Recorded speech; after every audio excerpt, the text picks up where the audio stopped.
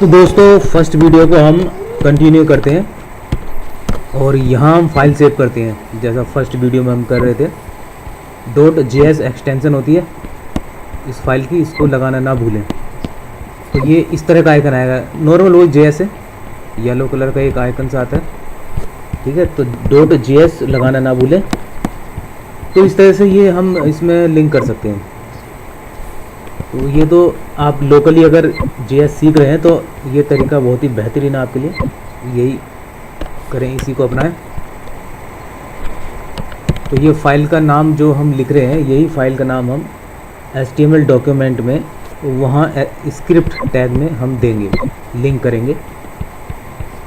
तो ब्राउज़र पर web page पर जैसे हम वेब पेज को रिफ़्रेश करेंगे तो ये JS लोड हो जाएगी, ठीक है। तो ये हम अब लिंक करेंगे।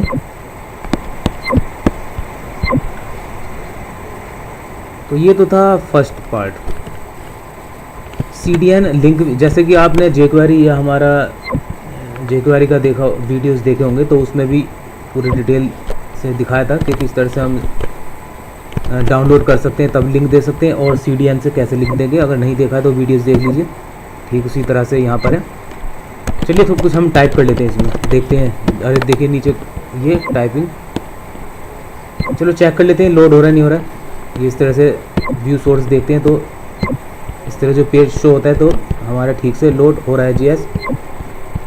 और ज़्यादा डिटेल जाननी हो तो आप jQuery में के वीडियोस देखिए। देखिए दोस्तों, अब यहाँ मैं प्रैक्टिकली बता देता हूँ आपको। ये ng ऐप है, जैसा पहले बताया था आपको। ng ऐप में ng इनिट है जिसमें इनिशियलाइज किए गए हैं वेरिएबल्स, और नीचे देखो एक्सप्रेशंस यूज करूँगा मैं। और जो ng मॉडल है, ng मॉडल का नाम है फर्स्ट नेम। तो उस फर्स्ट नेम को हमें यहाँ पर व्यू कराना है, ठीक है। तो ng बाइंड, ये एक्सप्रेशन जो साइन दे रहे हैं हम, ये HTML को बाइंड करेगा, HTML को बाइंड करेगा व्यू के लिए, ठीक है।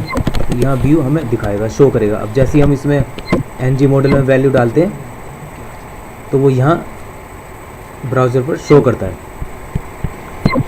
ठीक है। तो ng मॉडल जो है हमारा इसी तरह से काम करेगा जैसे नॉर्मल फॉर्म में आपने देखा होगा नेम आता था वहाँ पर, और नेम को लेकर हम आगे बढ़ते थे।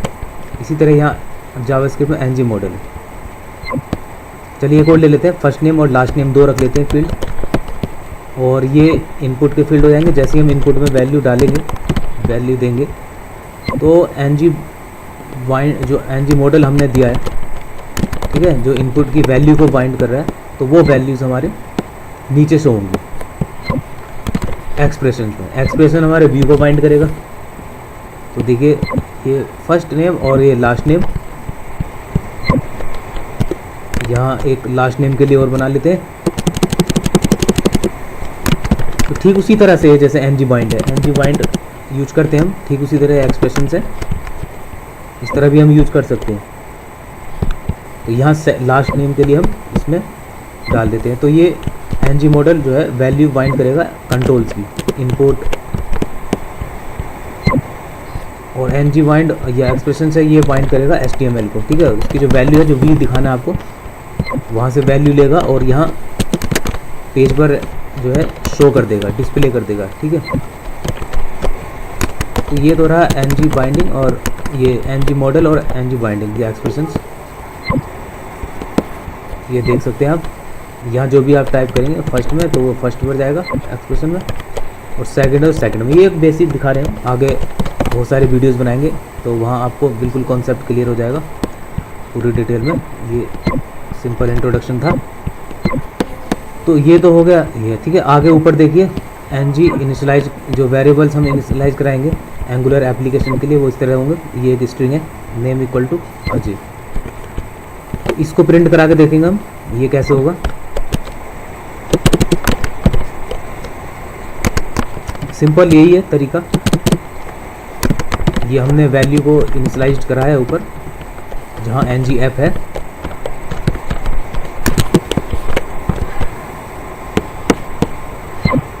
तो ये देखिए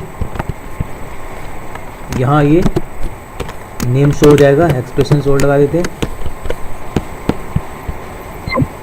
ये नेम की वैल्यू शो हो जाएगी जो हमने वेरिएबल इनिशियलाइज कराया है। इसमें इनिशियलाइज कराने का यही तरीका है एंगुलर जेएस में।